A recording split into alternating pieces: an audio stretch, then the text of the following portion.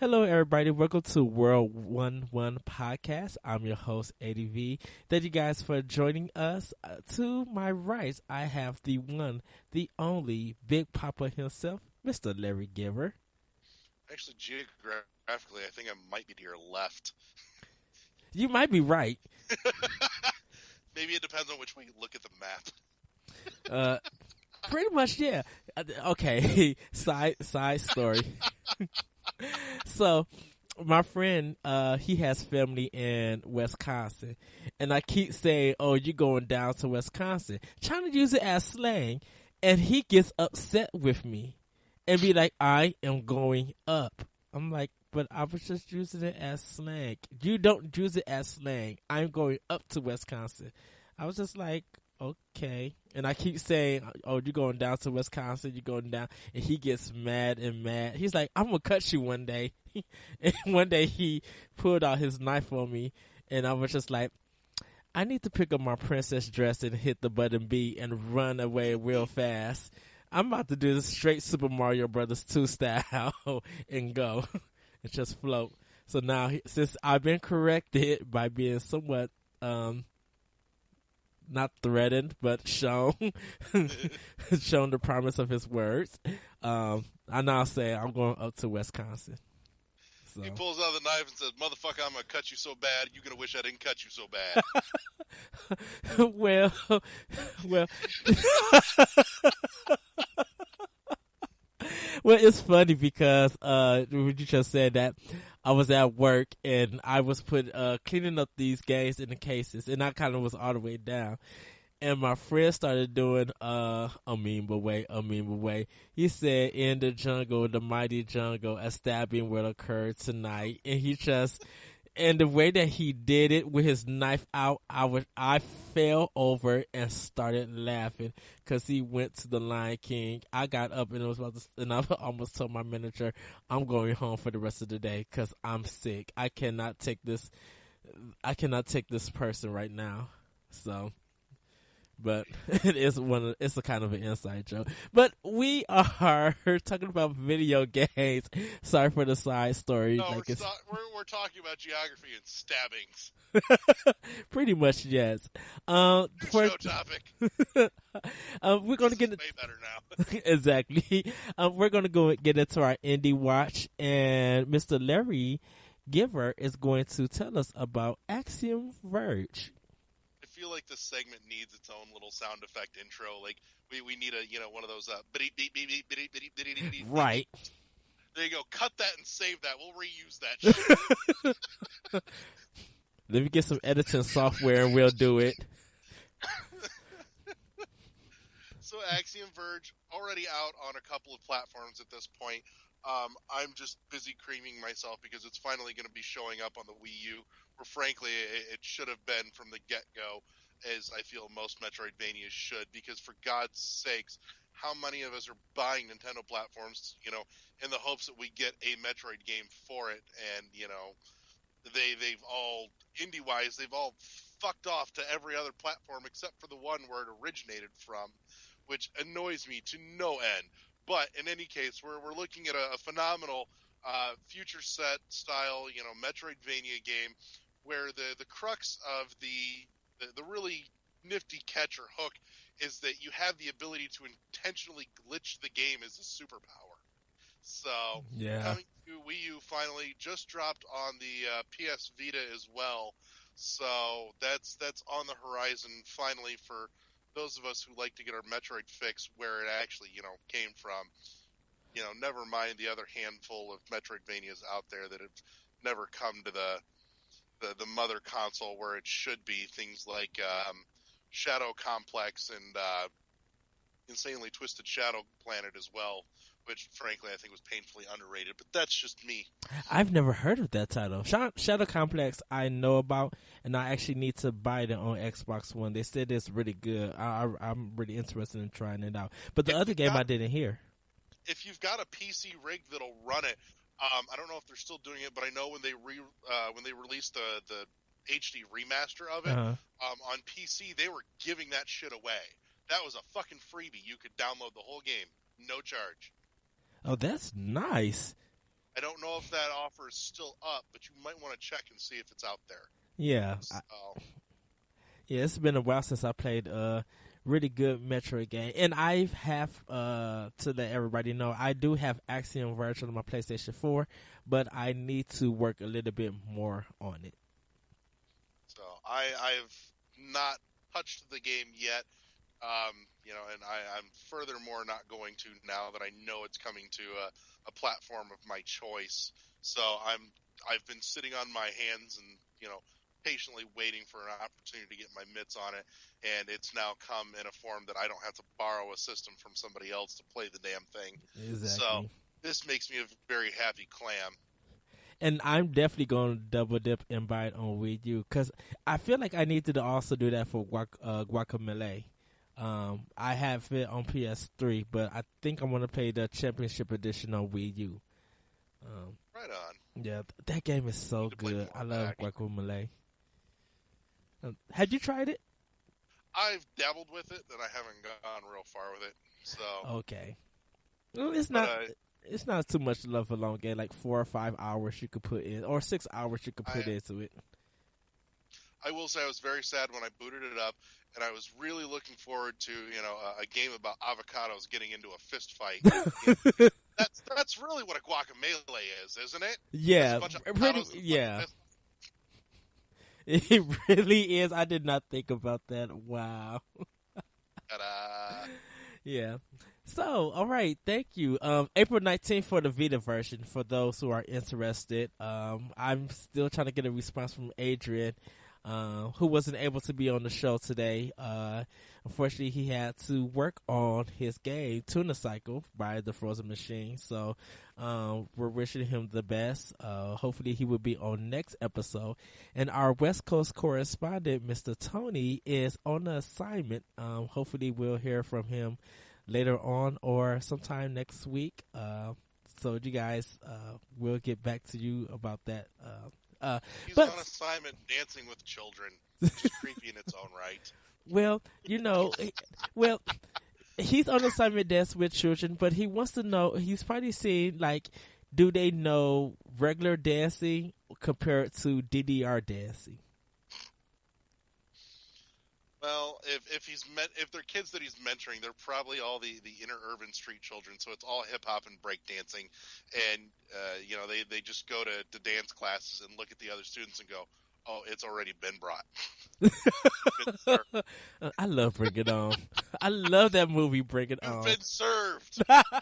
Oh, you know what? When I watched You Got Served, I kind of was not like, oh, this is good or this is bad. I was just like, man, it really did do nothing for me. Now, Honey, for some unknown reason, I love Honey.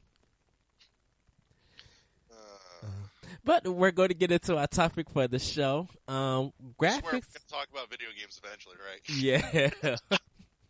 Yeah. Today's topic, we're doing graphics versus gameplay. A big issue to some people, they care more about graphics than the gameplay, and there's people who care more about the gameplay instead of the graphics. So I ask you, Larry, is graphics important? It depends. That's the thing. It really depends on what you're trying to do with your game and how you're trying to hook me. Do I like a real pretty game? Absolutely. Art style, I think, to me, is more important in terms of visuals than how many fucking polygons or pixels you cram into the screen all at once. Art style means so much more in terms of what you're doing with your game and the story that you're telling.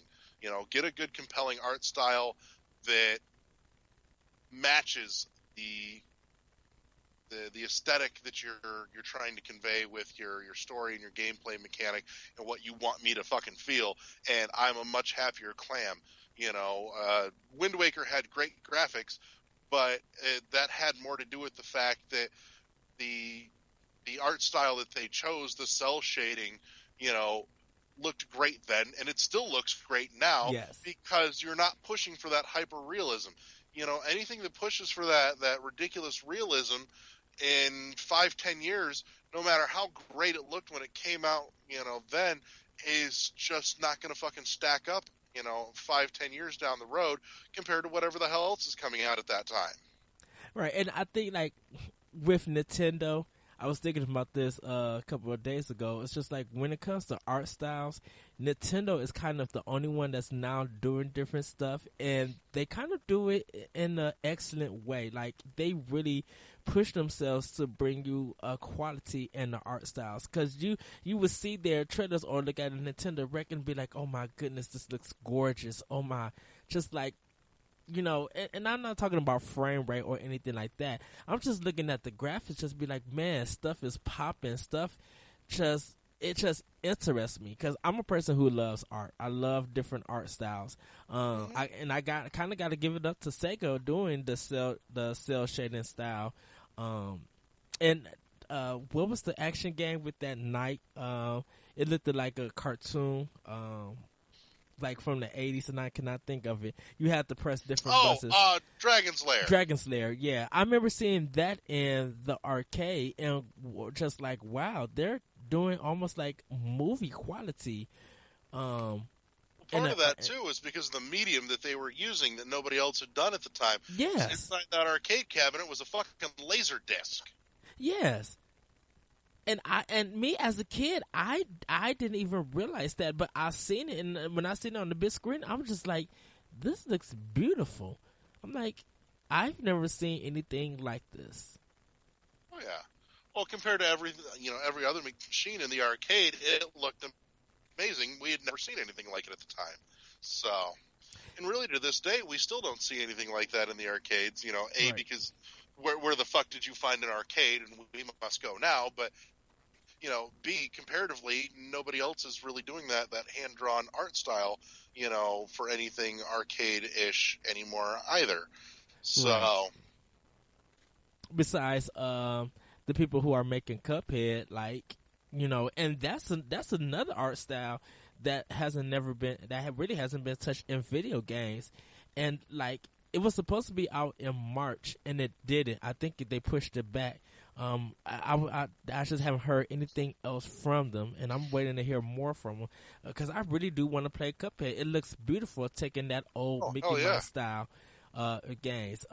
Definitely back in the 90s, kind of the early 2000s, me seeing Killer Instinct, I was wowed by the graphics, and seeing Mortal Kombat 2 over Mortal Kombat 1, I was just like, oh my goodness, this is so good.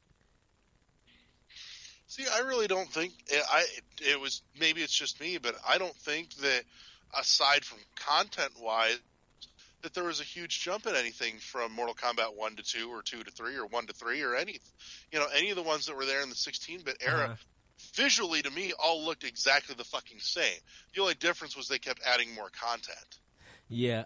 But I think when I seen Mortal Kombat 2, I think they were able to make the graphics more cleaner. And I just feel like they did more. Don't forget, this is a kid during the 16-bit days, so you will completely be wild. Like, if you see Night Trap now, Night Trap looks horrible. I mean, it looked horrible back in the Sega CD era. That's because Night Trap was fucking horrible. Well, yeah, but it was something like Snatcher. I heard they got Admiral Akbar to do the commercial for that. It's a Night Trap. Yeah, that game. I'm glad that I didn't get this Sega. Well, I'm kind of mad, and I'm kind of happy that I didn't have the Sega CD. I'm mad at the fact I didn't have it because I wanted to play Snatcher, but I'm not mad that I didn't get it, because that would have been like the only game I played for that system. Oh hell no, dude! Sonic CD was the tits. I played Sonic CD, and it's garbage. Fuck you. Sonic CD was awesome. You shut your dirty whore mouth.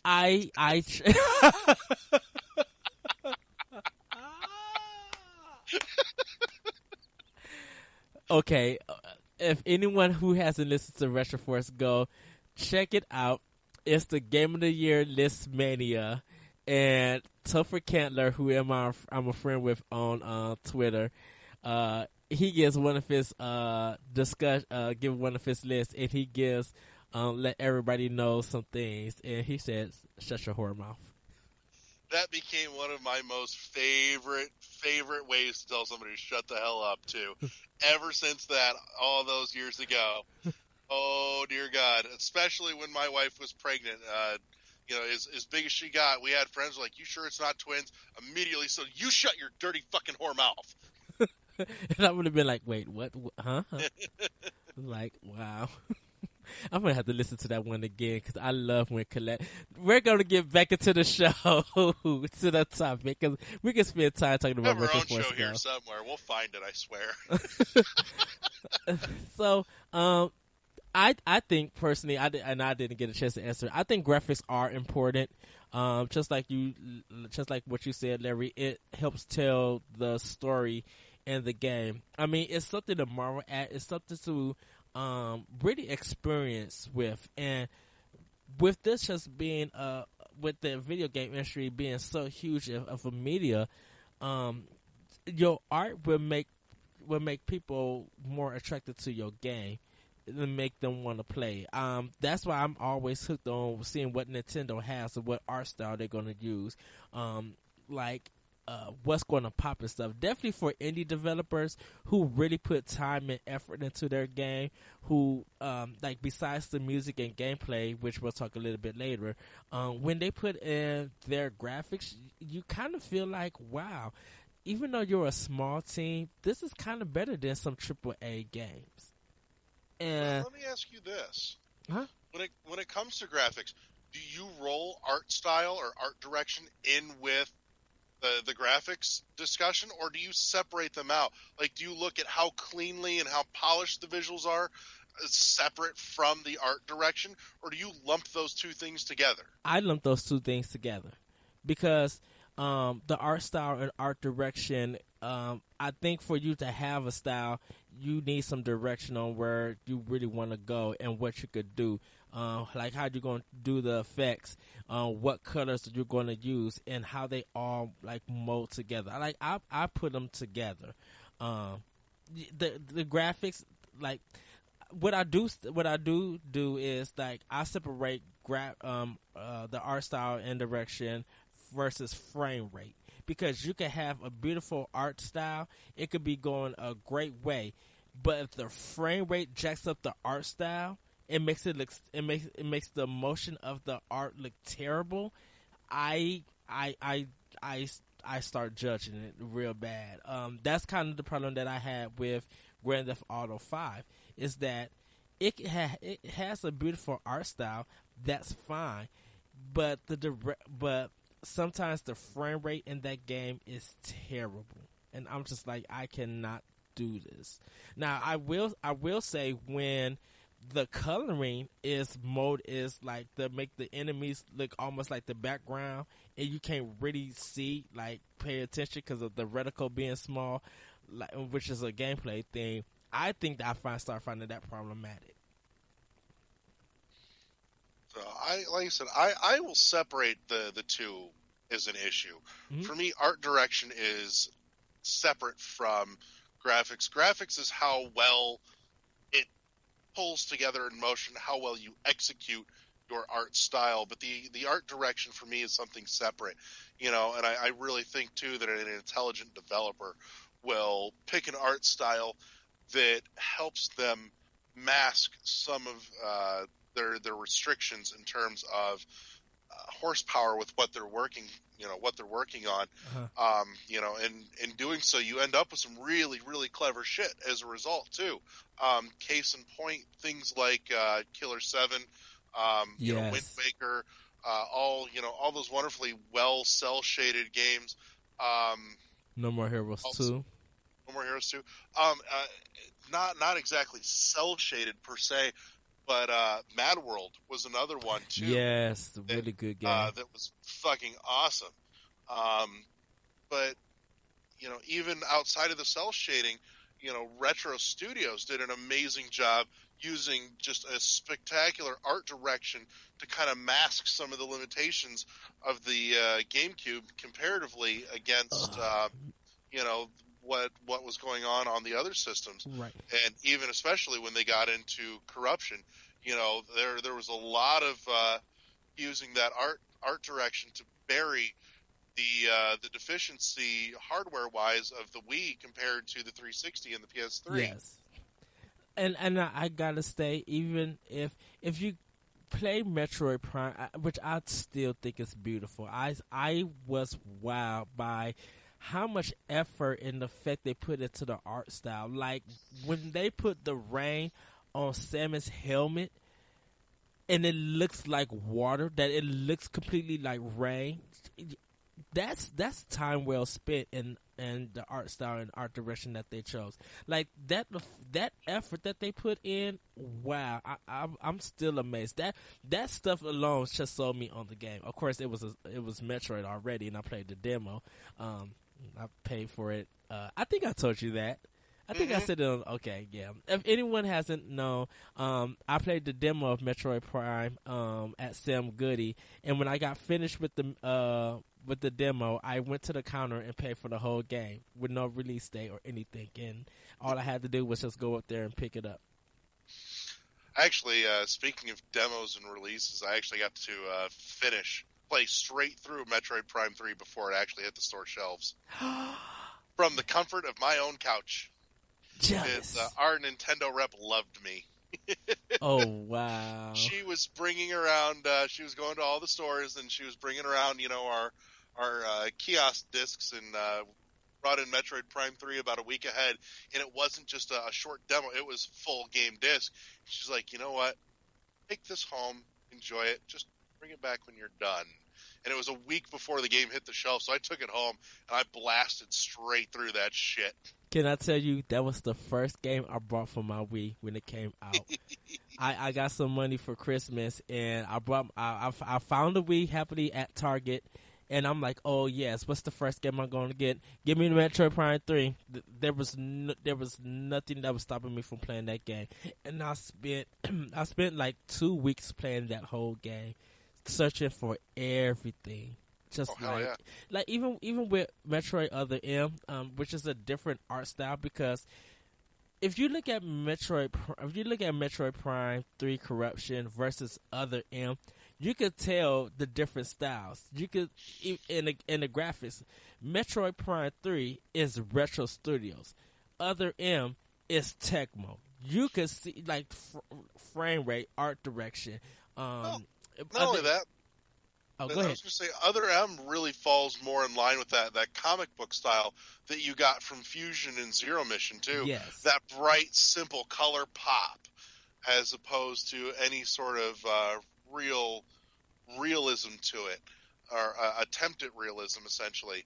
It wasn't about, pushing resolutions and all that. It was more about striking visual color pop in simplicity. Yeah, and I think that's what which is weird. It's just like when these other companies work with Nintendo and they work on the design or graphics is definitely important with Nintendo, and there's other philosophies. You could see the art direction that works well for that game and how they help the developers be able to produce that and make it look good in their game. Like Hyrule Warriors for Wii U, people laughed at it and be like, I wouldn't play this, which will, like I said, we'll get to gameplay thing.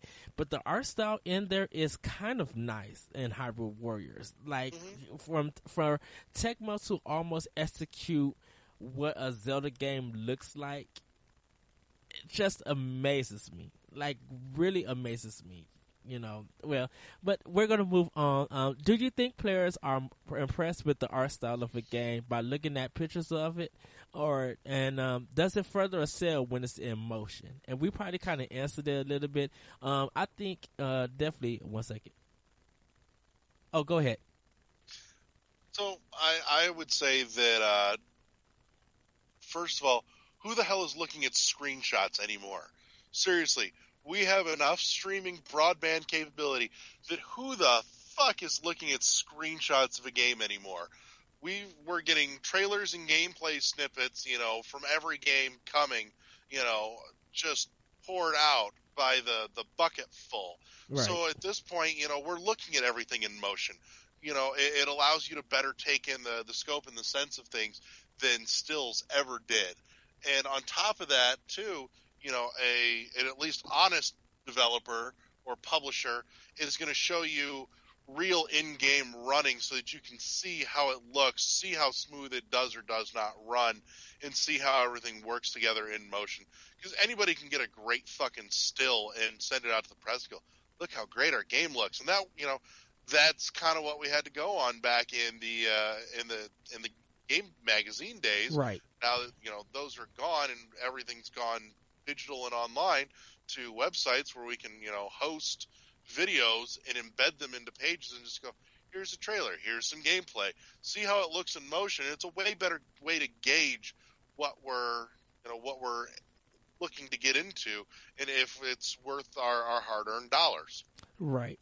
And I kind of like it where definitely with Nintendo, when they do their Nintendo Direct and they introduce a new game, they'll actually show something early, not the full game that they're it's not finished and stuff, and people can make a judgment over there. But like when they actually get furthermore to a new Direct, like later on in the year or even next year, and you look at the game, you'd be like, wow, this game came a long way. And man, the graphics are amazing. Final Fantasy 15 just had, they did Uncover Final Fantasy 15. They did a conference. And the trailer that they kept showing, it looks beautiful. The game looks gorgeous. And I still got to play the demo. But I don't know if there's going to be other parts to the game that's just going to be drop dead gorgeous to it. I'm impressed by seeing the artwork and everything in motion, but there's nothing that's making me say, wow, looking at a still of this is like beautiful. It's a bunch of lighting and that's pretty much it that really makes the game. Yeah. And again, at this point too, who's looking at a still? Because at this point, we could look at that and go, all right, how much of that is, publicist manipulation to catch like one great still out of, the rest of the game that may or may not look like crap. Yeah. And we definitely are now, because of, I think of Aliens, Colonial Marines, we are now like very aware of any tricks, because what they showed as the trailer compared to what the actual game came out to be, we don't want to be lied. Exactly. We do. That's why I think when it comes to E3, when it comes to the trailers, a lot of people complain that they want to see gameplay because what they show in motion is not what we're actually going to get in the game. I feel like it's an ideal of it, because you can have a beautiful CG trailer, but if there's no actual gameplay put to it, you would be like, this game doesn't look good. It's not set to the high quality that you showed us. Take like the Order 1886. It looks beautiful, but when it gets into motion for certain things, it's just like I feel like I've been lied to. You showed me a trailer and that's pretty much what you fed me. You didn't really feed me no gameplay until the game actually came out. If you did feed me some gameplay, it's through a magazine like Game Informer, and I have to take their word at it. But I looked at the art. I looked at the art style, and I'm just like, yeah, the art style is beautiful. Art style is phenomenal. But I will need to see this art style in motion to make sure that it's believable, that this is actually what I'm getting. Because I'm cautious if I'm being shown a CG trailer too many times. Yeah. At this point, I think the only type of game where, stills and concept art really matters or is relevant is, when you pick up something old school-esque like Shovel Knight, for example. Yes. It goes back to like the days of the atrocious fucking Mega Man box art where, okay, we know what we're actually seeing on the screen there, and we know what's on the box, and your brain is kind of superimposing one over the other, because that's what was on the box, and right. You're getting that concept of what the developer wanted you to see as opposed to what they could actually put on the screen. And, I still think that's a really nifty concept, to let your imagination still be able to do a little bit of work and, kind of fill in those blanks and go, It's so simple, but at the same time, I can picture what they were conveying. Right. And definitely if a game came out and it you were you not moved but persuaded by what you read and kind of looked at different things, you would just try it. You would just rent it, or you would just actually buy it. Like, I didn't buy Mega Man 1, but I played it at a friend's house. When Mega Man 2 came out, I had to have it Hmm. because I played it before, and we got actually, I think EGM first came out. They had Mega Man 2's cover when he had the gun. Uh-huh. Yeah, I actually had that magazine, and it got lost. I don't know what happened to it, but when I seen that cover and then I seen the box art, all I cared about was the end game itself, which is going to be our next question. Why is the gameplay important to players? The gameplay, when utilized correctly, is really the finest means of telling your story and conveying how that story translates into the unique medium that is video games. No other medium allows you to really interact the way that, with it, that video games does. And, a great game will take advantage of that, and, will string the gameplay mechanics to the story. And frankly, I think one of the best examples of that was ever done was Braid, and how they strung the story and the gameplay mechanics together. Yes. With things like the time manipulation and specific things like literally moving forward to move time forward, or the ring to slow time, because it's a symbol of binding together and commitment. And it's that to me is one of the coolest fucking things, and you don't see a whole lot of games that do that. But that aside, gameplay is where everything comes together. That's the truly driving, compelling thing that makes you want to buy a game. For me, there's a lot of shit out there that most people pick up, and I look at it and go, I don't care, because it doesn't have anything really niche or unique to it that I haven't played before. For me to be compelled enough to buy a game, there's got to be a hook to it, either Right. in the amazing story or in the mechanics of the game. Fez to me was one where I loved the mechanic. The aesthetic, the music, and the mechanic all came together to make something truly wonderful that I loved to play. Eternal Darkness is another great example. Yes. Where I hesitate to call it gameplay, but I don't know what the fuck else to call it. But the insanity mechanic, for lack of a better term, was a unique hook that other horror games didn't have or didn't do. Yes. I loved it. That was a thing for me. I'm like, that's what drove me to buy this game, was that hook. Yes, definitely with Eternal Darkness. It really made survival horror, definitely or a thriller, mystery thriller, whatever you want to call it. It really made it feel terrifying. Oh God, yes. Because like unless you had to get when it comes to like Resident Evil or Silent Hill, you have to get into a certain mind frame of being terrified. With Eternal Darkness, everything was up for grabs and unexpected. You just wouldn't know what was going to happen when your insane level went down. Like, it affected your camera angles, the way that you play. It still has the famous memory card erase thing as a sanity effect, and it came on be like, no, we're just kidding. Like, stuff like that. Not only was it scary enough to make you be like, whoa, what the world just happened, but it really freaked you out. It really made you be like, okay, I might have to put this game down because too much is happening, and I can't. Where people would just be like, oh, I just don't want to go in that room. Well, it's a survival horror game.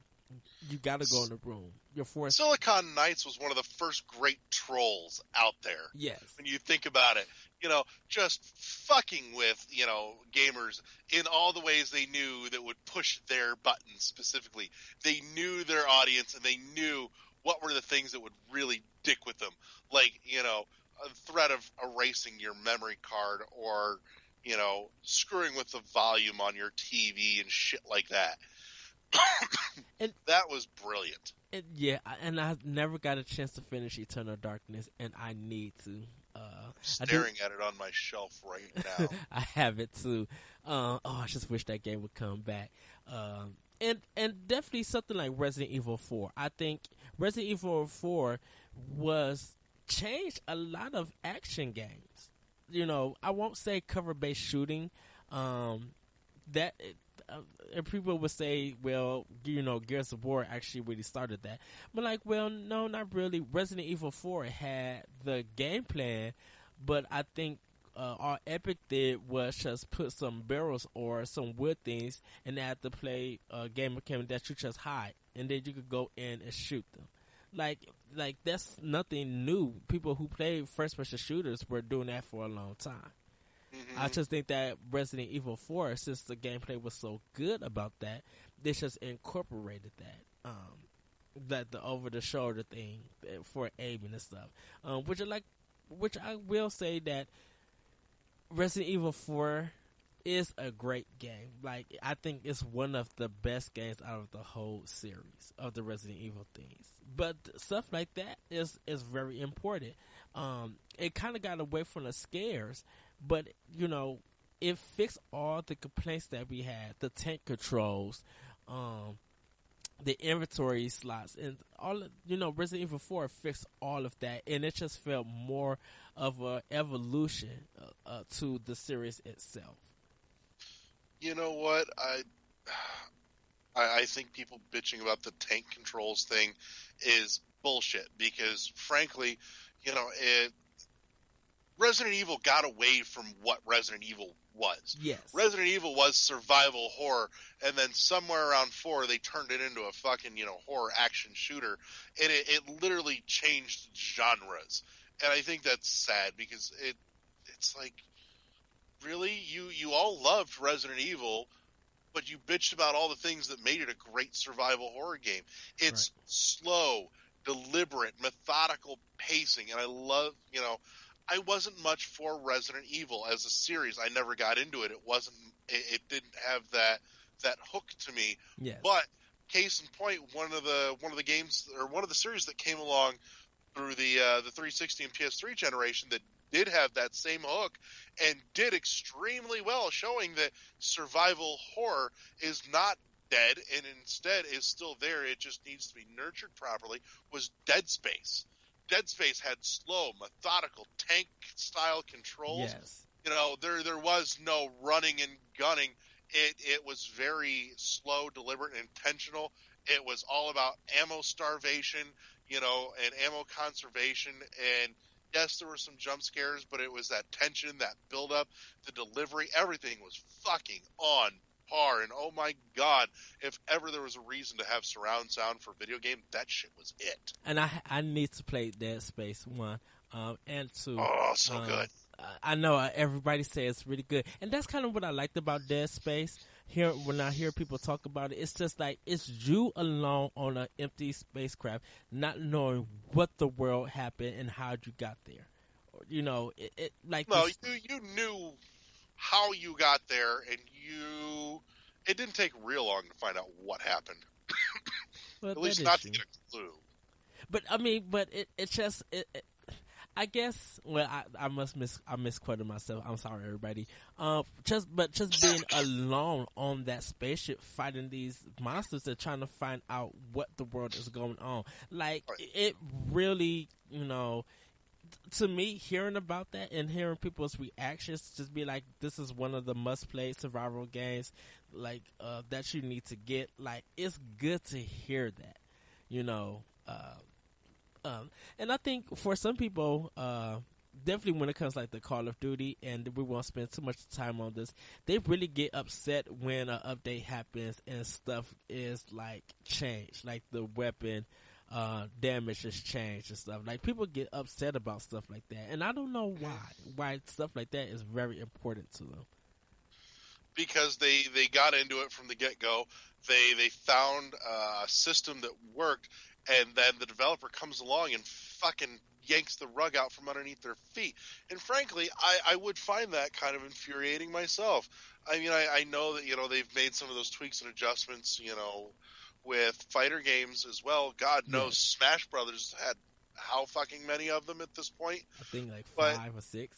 yeah, but again, though, a lot of the fighting games these days are also getting roster updates as well, at which point there are some things that, assuming the developer is doing DLC in an ethical manner, then those updates need to happen.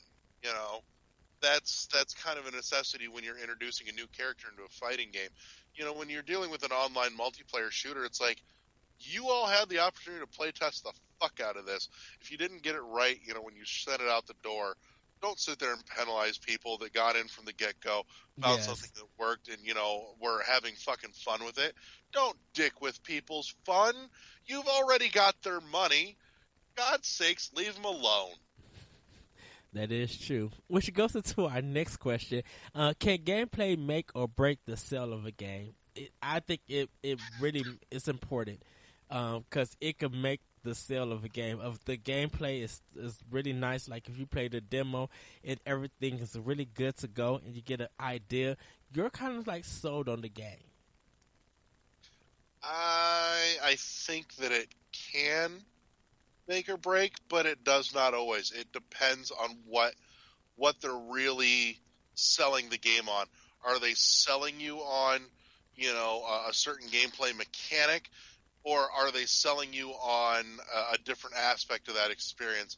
Are they selling you on the compellingness of the story that they're trying to tell, or are they selling you on, look at the visuals, look at the art, this is the reason to play it.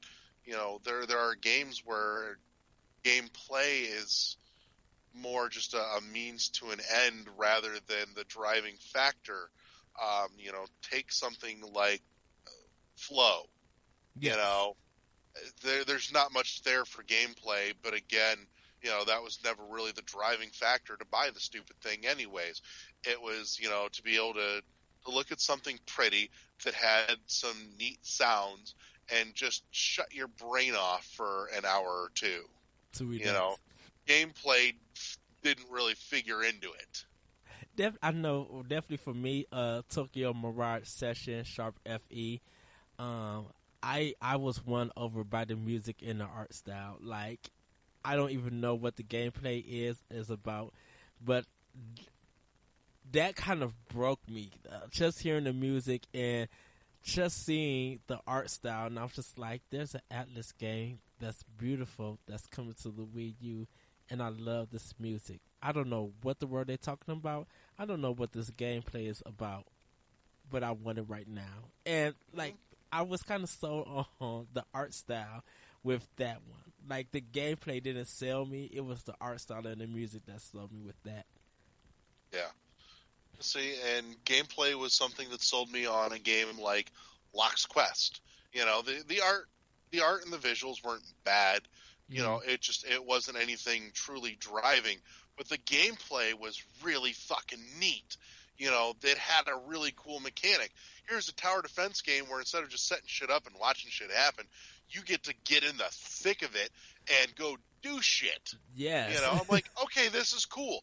This is active engagement with tower defense. I can get behind this. This compels me. The gameplay was the driving factor there. The visuals were just a byproduct, essentially. So it really depends on what the developer wants to be the driving crux of their experience. Is it the story? Is it the visuals, which it really usually is with so many AAA games anymore? Yeah. Is that, look, oh my god, graphics. Like, I don't care. That means nothing to me if there's not a good reason to fucking play it. Yeah, You know? when I brought DMC Devil May Cry in the midst of everybody complaining and not wanting the game and stuff, and I got into the gameplay, and the graphics are beautiful. It's astounding what they did with that world. I love their art direction, and art style. That gameplay is amazing, and I was hooked. I'm just like, this is better than kind of the original series of the DMC franchise. Um, I was just like so wow. I had to configure some things, but I was truly wowed by the artwork of. I mean, not the artwork, the gameplay. Just how fast, how easy and simple it was to get into, and how stylish it really is. With so not just with the art style, but very stylish in the action. I'm like, oh my goodness! And y'all complaining about a character model and how he looks. Really, over this great gameplay, I gave it high marks. Like, I think I gave it like a 9.5, telling people like, this is an A. This is kind of an A minus. Like, this is a really good game. Well, and in an action game like that, you know, I know exactly what you mean. It's really the choreography of the action. Yes. You know, that really speaks volumes a lot of times. You know, that counts for a fucking lot when you're dealing with an action game like that. That shit matters. Yeah. Because, like, Bayonetta 2, the demo probably sold millions of people. Like, we had our discussion on the MVC book club, and I was just like, I still got about 20 tries still for the demo. And when every time before the game even came out, I would come home, throw on that demo, and literally we replay it so many times because the gameplay was so good. Like, my dodging, I would time that just perfectly. I wasn't caring about the ranking that I was getting. I was just so engaged with the fighting and just doing all these combos and learning what am I allowed to do and what do I need to learn to better myself. Oh yeah, you know, there are games like that where, you know, that's really the crux of the game is that choreography, that style, because when it strings together beautifully, you feel like a badass. You feel like you actually did that shit. Yeah. You know, and that's a really cool trick for any developer to be able to pull off, to really draw you into the experience that way, to give you that sense of badassery. And I think that's I think for me personally, I think that's kind of what also made Other M.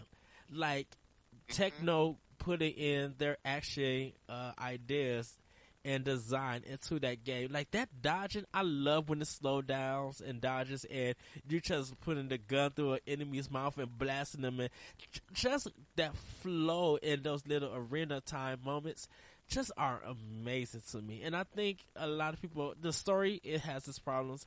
That's fine. But I'm just like, no, the story is a problem. It doesn't have problems. It is a problem. If you removed the story from that game, you would have a great game. Well, yeah, that's why I said we'll discuss that later.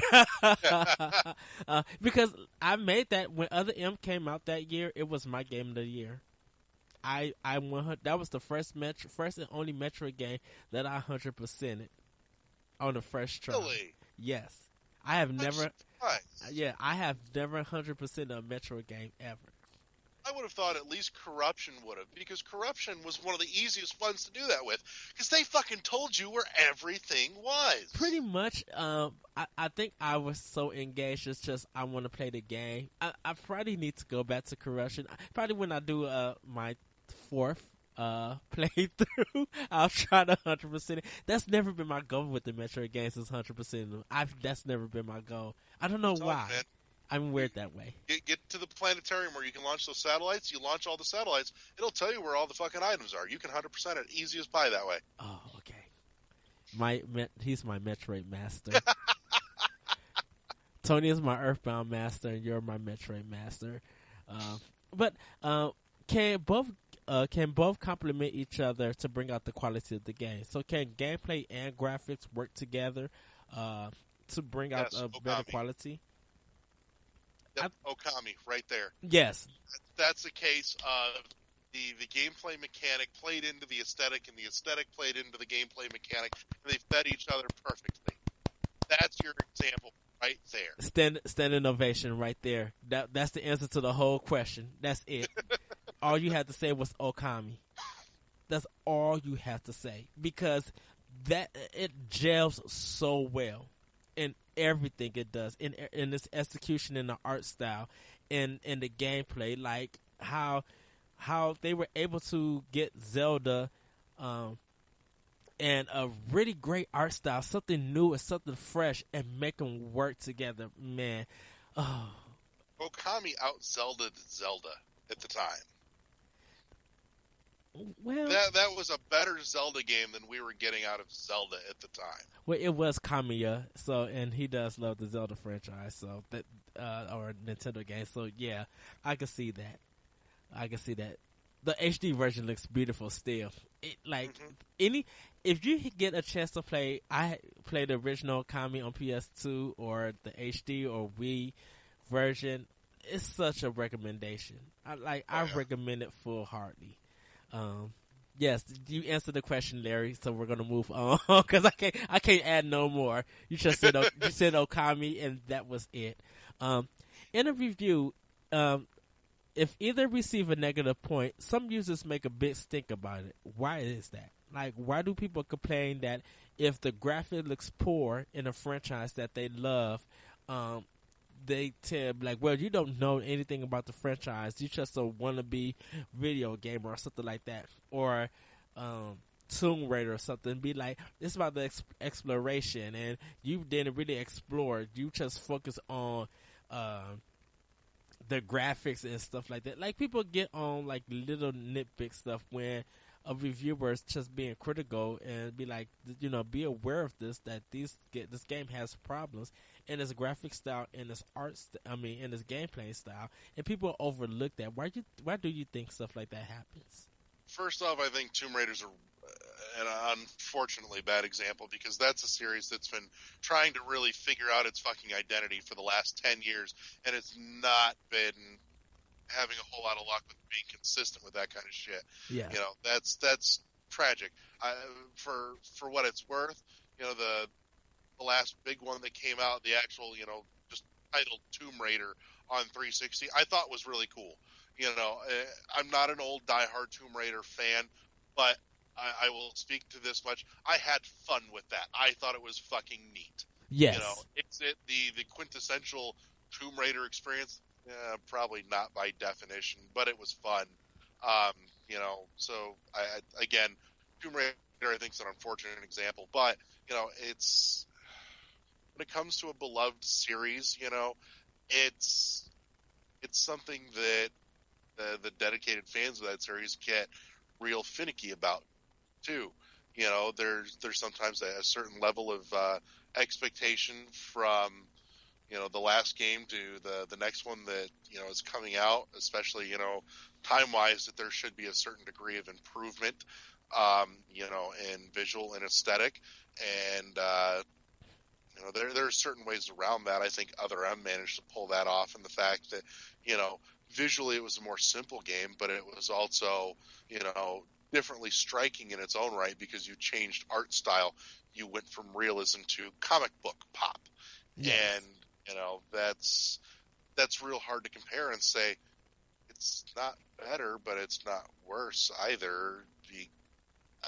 How do you measure two different things, against each other and grade them? But that's, like you said, I think that there's just a certain level of expectation, and when it's a near and dear beloved series, that you get more up in arms about it, because you're emotionally invested in it. It's something close to you, and you want it to be amazing every time.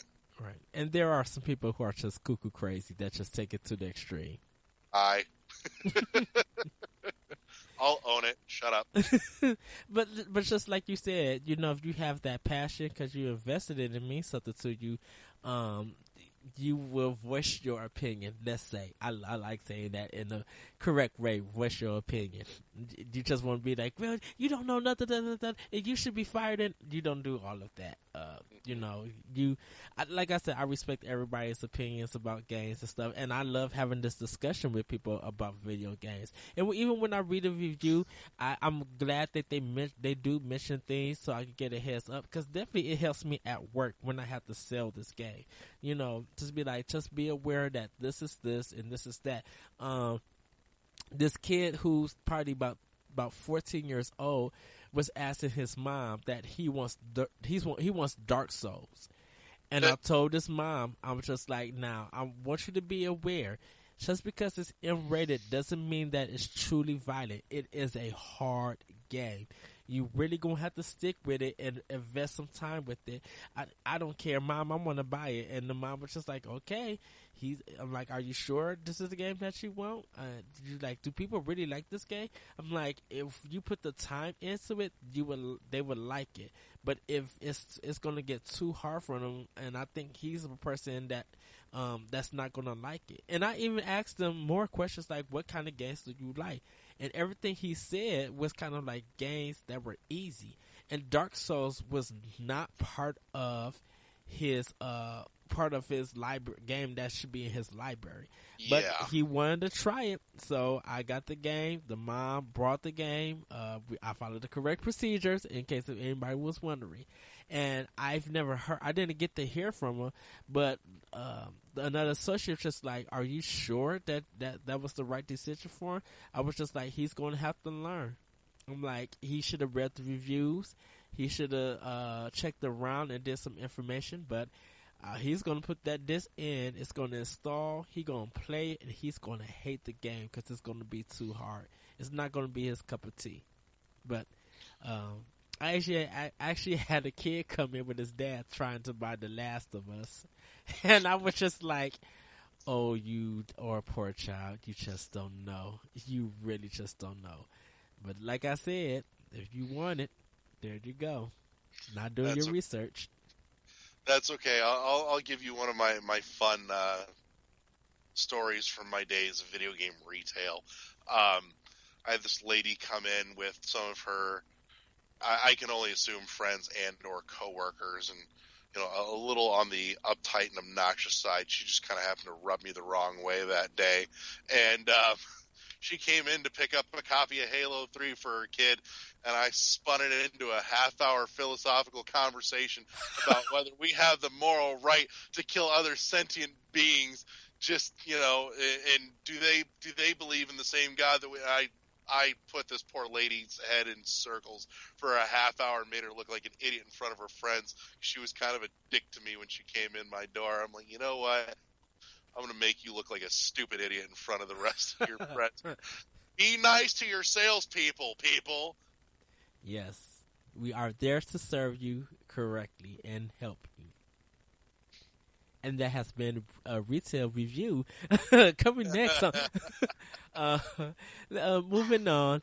Should we hold both of them to a higher standard? Do we overlook it and accept the game for what it is because of a fandom for that series titles? And we pretty much just answered it. I think we do. I think we have to both hold the art style and the gameplay to a higher standard.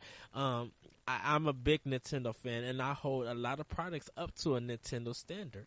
Now, people could be like, well, they don't have the seal of quality. But I'm just like, if a game feels very Nintendo and it plays very well, like tight controls, art style is really good, you try to do something different, and it's like really involving, like to get into, I kind of hold it up to that standard. I'm looking at one game in particular that's coming out soon, and I'm still trying to figure out what the fuck standard to hold it to at this point. I'm looking at Federation Force coming out, and I'm like, I've talk about a bag of mixed feelings. I'm sitting here going, okay, I get new Metroid at long last, sort of. What standard do I fucking hold this to? Clearly it's not a mainline. In the series, so do I hold it to a certain standard comparatively that I would hold a mainline, title to, or do I just go, okay, this is a neat, quirky side experiment that they happen to put, the Metroid name on, and therefore I don't have to hold it. I shouldn't hold it to that same standard. Right. What do I do with this shit? I think the standard that you have to hold Federation Force is actually the gameplay.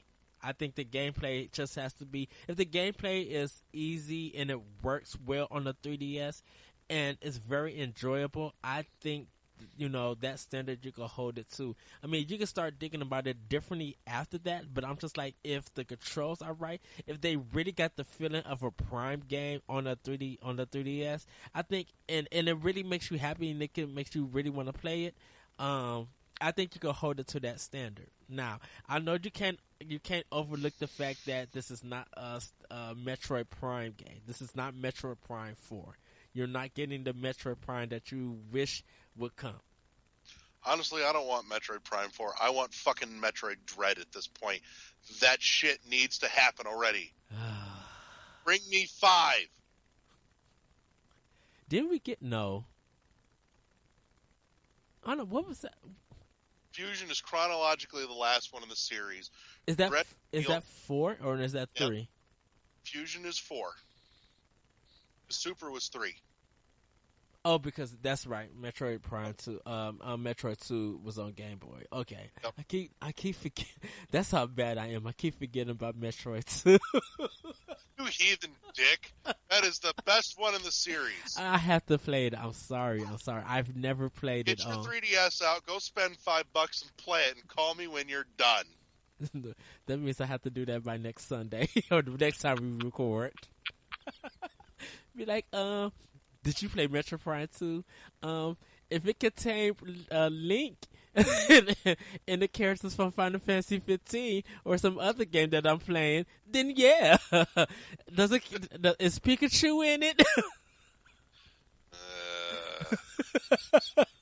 Oh, I just heard that groan. Which means just to move on. Oh, just that. Move along, nothing to see here. And for our last question, when a game becomes a classic, do graphics or gameplay make it a classic? Is the graphic style make the game a classic, or is it the gameplay that makes it a classic, or is it both? Again, I think you're going to deal with the fact that it depends on what was really the driving, memorable thing in that game. Yes. Was it a really neat gameplay hook like Eternal Darkness, or was it the story like fuck's sake, BioShock, which remind me, I will tell you how they could have fucking fixed the ending of BioShock. One simple fix would have made the ending of that game infinitely better. And as soon as I tell you, you're like, holy shit, how did nobody think of this? But, or is it the art style? We find the art style of old 8 and 16-bit games, fundamentally endearing. Some of that, I think, just has to do with the nostalgia factor, that's what we grew up with. Some of that is due to the fact that, they will forever look great if they were done great the first time. Yes. It really just depends on what was the crux of the experience, what was the thing that drove you to it in the first place. It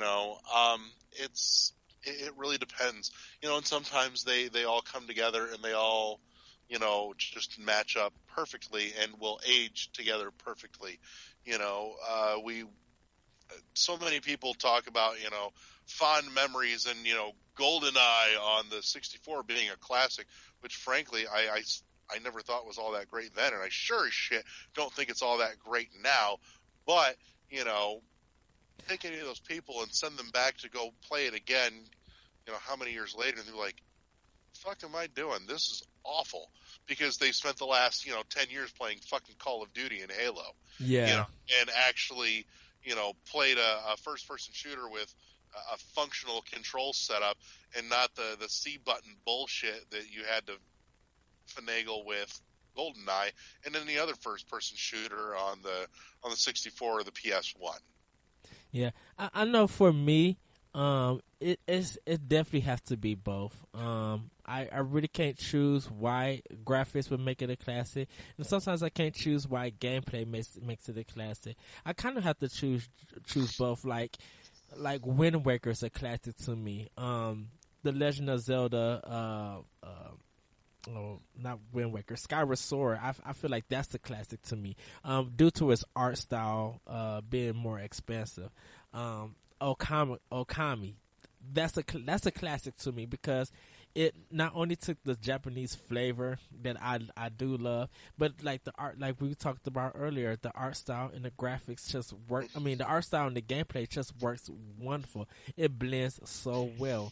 Like when I could go back to a game and feel happy that I'm playing it and really enjoying it, that means something to me. That's when I start calling, oh, this is a classic. This is a classic. Like the Mario games. I feel like when I play a Mario game, I'm instantly in love with it because it does something new. And the level design of it works so well. But what I could do within the gameplay, it just makes it like just breathtaking. Like I said, Super Mario 3D World is like became one of my all time favorites. Like it's kind of like in my top 10. Secret of Mana, that's a classic to me, because not only of the gameplay, but of the music style, graphics, the character design, just like everything about that works so well. Mm-hmm. You know, and when that happens, and you just be like, man, these games are just like you said, Larry, like story, the direction, just like whatever it means to you to make it a classic. I think the graphics and the gameplay really helps you make a decision about that, saying that yeah, it is the classic because it works so well. I could go back to it, play it, and continually enjoy myself. Definitely, if you haven't played that certain game in years, and you go back and just be like, wow, this brings back memories of as a kid, or whatever I was going through in my life, and it just really means something to me. But that's just me. Oh yeah, and I think everybody has that game too. That it may not have been a particularly great game, but it was tied to a certain event or something else going on in your life that it retains that nostalgia factor, even if the game was fucking god awful. So the last question, and this is going to be the final question because people probably want a definitive answer. Which is it for you? And you have to choose just one. We can't say both. We have to choose one. Is it graphics or is it gameplay? It's the hook. It for me, sometimes it's neither. It has to be a hook. You have to. You have to choose. In most cases, that hook comes via gameplay. Okay, yay! In most cases, that hook comes via gameplay. So it's more likely to happen there than it is to happen in graphics. Now, I will grant you, there are some games that it is the art style, or the art direction that draws me in. Yes, but it's usually when there's something that unique in an art style or art direction, there's usually an underlying mechanic, that supplements it as well, that makes you go, oh, that's fucking neat. So I would say at the bottom of it, the hook usually comes in gameplay that gets me to buy something. And I agree with you. It's gameplay for me. I love art styles, but I think the gameplay lasts longer than the art styles. Like, because you can look at it, sometimes you can look at a game at that time period and be like, this is so amazing. Years may pass and the art style might not just be there, and just be like, ugh, was I really playing this? Like, your taste in art style changes. But that gameplay will always be there and just be like, wow, even though some of the controls and stuff have evolved, it's still a great game to go back and play. Like, when I even finished Resident Evil 4, I went back to the whole game because I was hooked on the gameplay. Now that I finally knew everything, I was just able to be like, I could run through this game now because this gameplay is so good. Mm-hmm. But that is our show. No, I promised you. I told you, and that now goes for everybody that's listening too. And I'm not going to disappoint. I told you. Here's how you fucking fix the end of BioShock. Okay, yes. Blow your fucking mind. Scene where Andrew Ryan has you, and basically, the would you kindly reveal. That shouldn't have been a cinematic, plain and simple. There was an easy way to fix that. They could have just simply pulled up a little, giving you two options, like, press A to drop the golf club, press B to whack him with the golf club. But Yeah. here's the kicker. No matter what you press, you're whacking him with the golf club. Make it an interactive model where you have no control, where control has been taken away from you. That would have driven the impact home so much better than the goddamn cinematic did, where you were literally given no control over anything that was happening. That would have fixed the end of that game. Yeah. And Congratulations, 5-second fix. I made BioShock better. and I could say I had my problems with BioShock. To pay me monies now. I have my problem with BioShock. I wasn't wowed by it. I thought it was I thought it was a great game, but I really wasn't wowed by it. I wasn't just like, oh, everybody. It was one of those games that everybody was just so amazed and it talked so much about. And I played it and went through it, and I was just like, I don't think I'm doing all of these mechanics right, but I know that I'm not taking the DNA from the girls. So I did get the best ending out of it. Mm-hmm. But I just think, like, something about it just didn't connect with me. I really don't know why. And that's even with BioShock Infinite, that it was just like, it's a good game. Oh, that last level, that last fight is terrible. Oh, that was bullshit. Oh, that thing is so horrible. And I need to go back and finish it, but I'm just like, this doesn't feel right. Like, this just feels completely unfair. Ask you something. Yes. Did you play BioShock 2? I haven't started it yet. I need to, though. Really? Yeah, I have BioShock 2, but I didn't start it yet. So here I'm going to give you a neat point of comparison. Do you prefer Metroid Prime or Metroid Fusion better? Prime. If you liked Prime better, you'll like the first BioShock better. BioShock 1 is Metroid Prime. BioShock 2 is Metroid Fusion, almost to a T. Because I know BioShock 2 is supposed to take first before BioShock 1. Well, the thing is it's a game. It's all in the game design. Yeah. BioShock 2 is Metroid Fusion, almost drop for drop. Instead of being able to run around all of Rapture, you're in a section at a time, and as soon as you leave that section, it's closed off. You can't go back. It's guided navigation, and on top of that, you're being hunted the entire game through, just like Fusion. BioShock 1, you're fully open. You can explore everything with no restriction, just like you could with Metroid Prime. But is it easier than Fusion? Because I found when I first played Metroid Fusion, it was hard as heck. I had a difficult time. Like, I died a lot in Fusion. But I enjoy Fusion. I love Fusion, though. Yeah.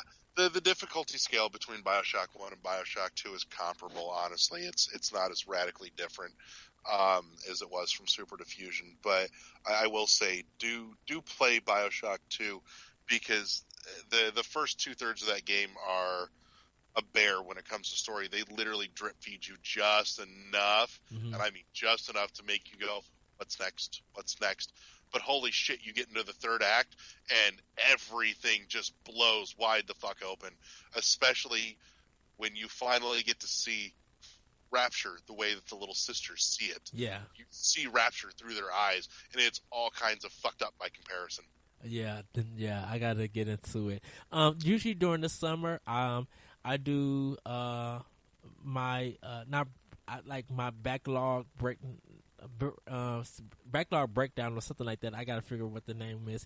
And every 2 weeks, I will play a game in my backlog and try to finish it. So that's all throughout the whole summer.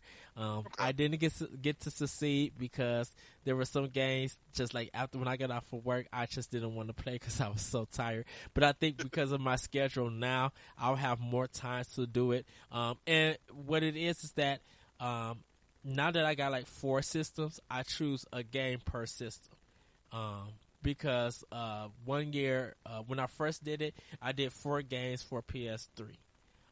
But now that I got my Wii U, my PS4, my PlayStation 3, and Xbox One, any game that I didn't finish or start on, I'm going to dedicate 2 weeks. So it's June. It's June and July, and I sometimes do it in. I was gonna do it in August, but depending on what comes out this year and what's released, mostly June, July is where I started. Even through E3, I'm playing just certain games, and I kind of like post a list of what I'm playing, and then when I get done, I'll talk about what I got far in. Ooh, cause Killzone, oh my goodness, Killzone 3, I did that, and I started it on a Friday, and I finished it on a Sunday morning. Okay. Well, and that's the other thing too, is that some games won't take you near as long to get through as others. So take advantage of the short games and blast through them. But yeah, I just gotta make. I just need to finish. I need to finish Uncharted 3 before Uncharted 4 comes out. That's a different story though. But anything you want to plug before we go? No. Yes. We've been having way too much fun with Miitomo. You all need to get on fucking Miitomo. It's kind of like playing Cards Against Humanity with yourself. Yeah. You'll put in a horrible answer to a perfectly innocent question, and the little snippets that they'll add on to the end of your answer somehow make them even better.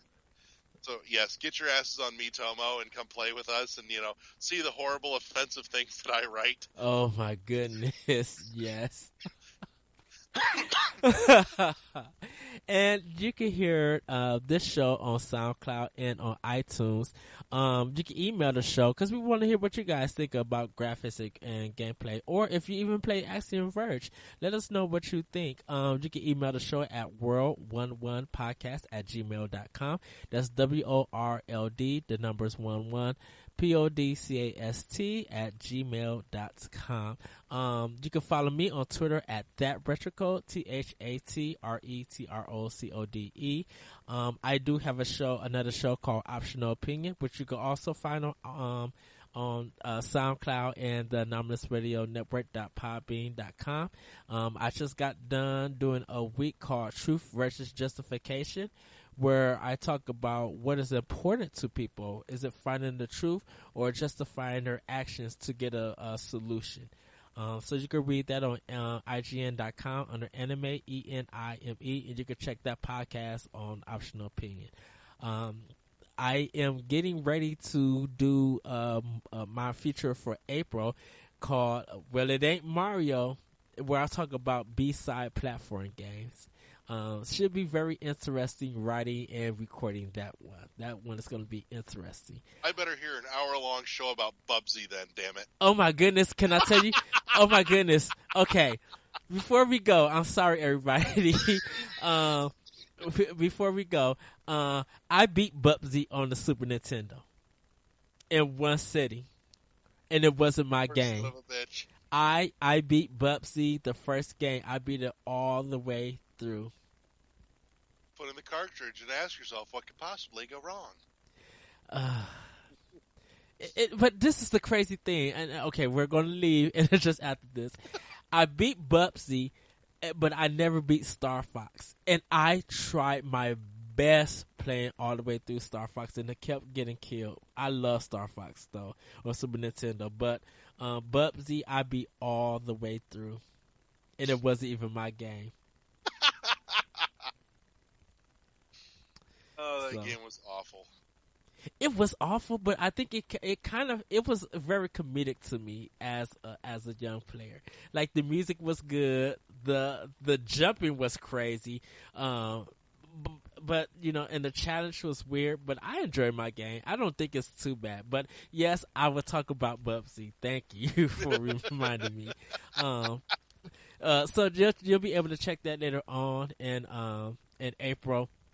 The MVC Video Game Book Club is also a group that I'm part of. Me and Larry are part of. We just got done recording Pokemon, so you can check that out on YouTube at MVC Video Game Book Club. This month we're playing Donkey Kong Country, so come join us on Facebook, and hopefully you guys will join into the conversation. I'm going to be starting Donkey Kong Country soon. If I don't get to it this month, I won't be on the podcast. But I will do my best to play it this month because that game is kind of hard, and I did play that on the Super Nintendo. There's so many games I played on the Super Nintendo that everybody now just play. You'd be like, I remember as a kid that I played this game and I beat it in 3 days. What? Yeah. So, but thank you guys. Hopefully Adrian will be back to join us for our next episode. But, with that, we are out. Everybody have a good week. Have a good weekend, and we shall see you soon. Bye. Peace.